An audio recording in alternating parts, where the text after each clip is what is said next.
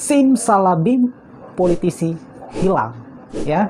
Itulah yang terjadi ketika ada suatu tragedi yang terjadi pada suatu umat yang bukan dari kalangan Islam, ya.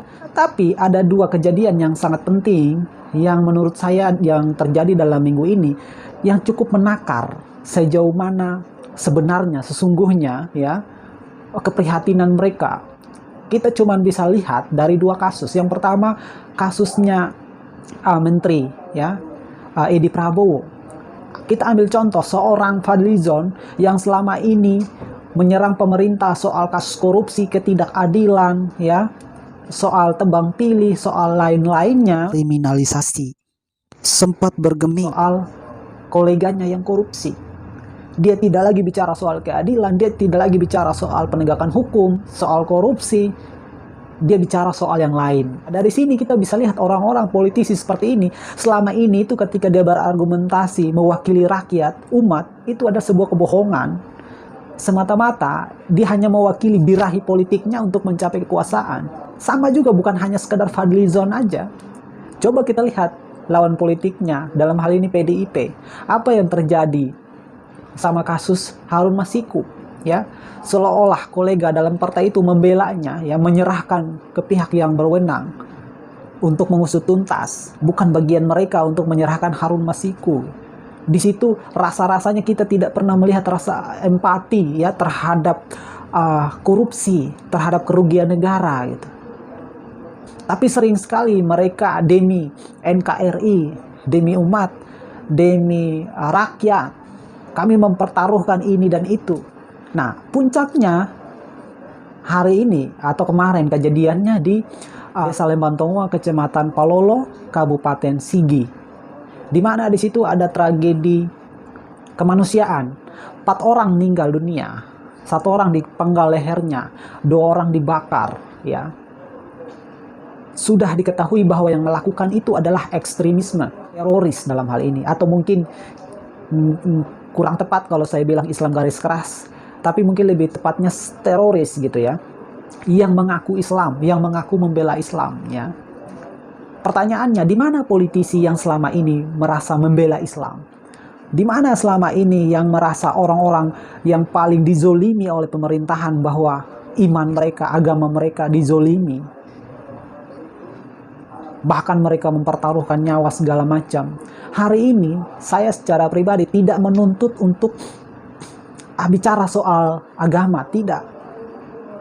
Tapi mari kita bicara soal kemanusiaan gitu loh.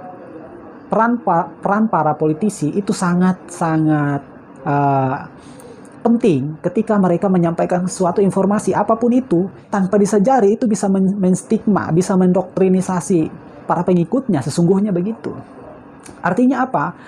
Katakanlah kita ambil contoh ketika kejadian hari ini di Sigi, dia menyampaikan statement perdamaian, turut belasungkawa demi kemanusiaan, janganlah demi agama gitu. Atas nama agama udah jangan, demi kemanusiaan aja lah gitu. Nggak ada. Atau mohon maaf Ustadz Zulkarnain, saya juga berkomentar di Twitternya, sejauh ini nggak ada dia berkomentar atas kemanusiaan, nggak usah deh soal agama ya. Turut prihatin demi kemanusiaan ya, karena mereka dibunuh, nggak ada.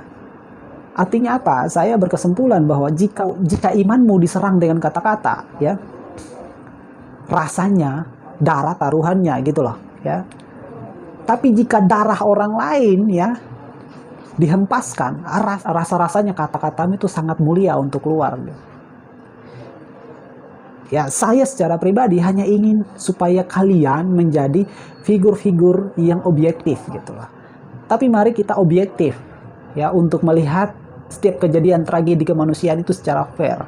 Jangan sampai kalian hanya bicara soal partai politik doang ya. Giliran terjadi pada partai politikmu, kalian bergeming ya. Jangan seperti itu. Jadinya nanti politisi itu sama sekali nggak bisa dipercaya lagi gitu. Jangan sampai karena politisi nggak bisa dipercaya lagi, bangsa ini mencari jati dirinya masing-masing ya.